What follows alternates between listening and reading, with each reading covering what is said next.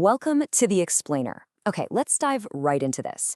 Picture this. You're halfway through your pre-shot routine. Maybe you're at the free throw line, stepping up to a golf ball, or, about to serve in a huge tennis match. And then, bam, something totally unexpected interrupts you. A whistle blows, some guy in the crowd shouts, or you just get a really weird bounce. Suddenly, you feel the whole thing just collapse. You try to start over, but it just doesn't feel right, does it? A piece of your carefully crafted sequence got knocked out of whack. And now, instead of actually focusing on executing the shot, you're standing there thinking entirely about the routine itself. So what do we usually do to fix this terrible feeling of lost control? Well, we add things. We bolt on a lucky pair of socks, a specific number of foot taps, maybe a very particular track in our headphones. Each new addition feels like more control, right? But what if the part of your routine you're most emotionally attached to is actually the part doing the absolutely least work? That's the hard truth we're going to unpack today. Every single element you bolt on that has absolutely nothing to do with your physical movement is really just one more thing that can be taken away from you. You haven't built a robust routine, you've kind of built a liability, a fragile little house of cards that your performance now totally depends on. Section 1. Defining task relevant. Let's shift gears from what we think works based on our habits and turn toward the actual hard science of what drives elite performance. To do that, we literally need to redefine what a real routine is. Let's look at the gold standard definition from Cotterell's 2010 review.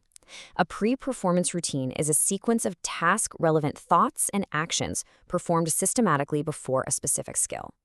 Now, I want you to laser focus on that phrase right in the middle, task-relevant. That is absolutely the load-bearing pillar of this entire concept. If a thought or an action doesn't directly serve the physical or psychological execution of the task, honestly, it's just decoration. And this brilliantly illustrates just how powerful getting this right actually is. 0.70. This striking number comes from a massive 2024 study by Ruppert and colleagues, who pooled over 100 effect sizes on pre-performance routines. They found that under highly pressurized experimental conditions, having a true pre-performance routine delivers a massive 0.70 effect size on your performance. That is a moderate to large, highly significant boost. And the coolest part? The data showed it wasn't moderated by age, gender, or even skill level. Whether it's a full multi-step routine or just a single standalone technique, the science is crystal clear here. When your routine is built entirely on task-relevant actions, it profoundly works. Section 2. Sequence over stopwatch. Okay, let's step out of the research lab and onto the actual basketball court. Looking at some deeply fascinating field data from Lonsdale and Tam's 2008 study, they analyzed 284 NBA playoff free throws. They were measuring two distinct things here: how long each player's routine took and whether the player actually followed their established behavioral sequence. And the results? The duration of the routine made absolutely zero difference to the success rate. Whether a player rushed through a quick routine, took a notoriously long time, or just hit their normal average, the stopwatch literally had no impact whatsoever on whether that basketball actually went through the hoop. But look at this stark, jarring contrast. 83.77% success when players followed their exact behavioral sequence versus just 71.43% when they deviated from it. We're talking about the exact same professional shooters, standing at the exact same free throw line under the exact same intense playoff pressure. The time it took didn't matter at all, but the sequence mattered entirely. Deviating from their specific order of operations caused a massive, massive drop in elite performance. So why does the sequence hold all the power? Well, a functional sequence does three absolutely critical jobs. First, it prescribes exactly where your attention goes in those final seconds before execution.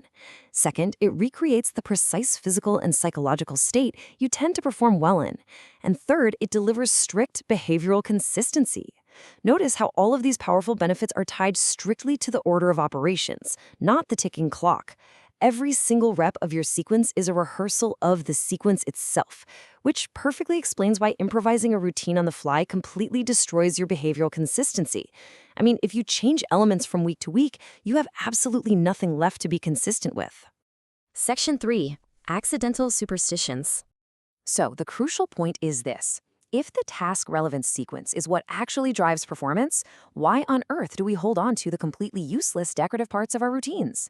Well, to understand this deeply human quirk, we have to travel back to 1948 to B.F. Skinner's famous pigeon experiment. Skinner placed 8 hungry pigeons in chambers where food arrived every 15 seconds, totally regardless of what the bird was actually doing. Astonishingly, 6 of the 8 birds developed these elaborate, completely meaningless rituals. One would turn counterclockwise, another would thrust its head into a corner and literally swing it like a pendulum. Nothing they did actually caused the food to arrive. Behavior analysts call this adventitious reinforcement. The pairing of the random action and the reward was purely accidental, but just because the food happened to arrive, the behavior stuck. This perfectly highlights the hard line we need to draw for your own performance.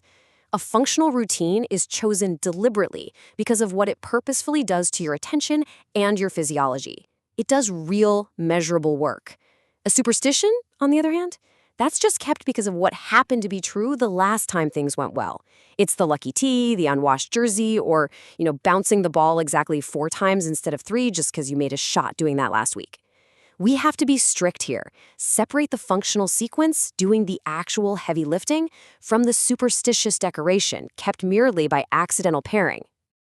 Section 4. The honest caveat. Now, in this explainer, we pride ourselves on looking at the whole picture. To truly trust the science, we have to honestly explore its boundaries, which brings us to a direct reality check. Before you treat any of this as totally settled, one 2020 trial ran routines with beach volleyball servers and found absolutely nothing. Yeah, in a study by Wergen and colleagues published in PLOS One, testing 54 experienced beach volleyball players, they found no significant differences at all between those using routines and the control group. The authors plainly stated that their pressure manipulations during the experiment just didn't take hold, which effectively neutralized the very conditions routines are meant to help with. And we have to impartially acknowledge the limits of the science across the board. Remember that striking NBA free throw data we just looked at? It's highly compelling for sure, but it is observational. Yes, the correlation between deviating from a sequence and missing the shot is very real. But the direction of that cause? That's completely unproven.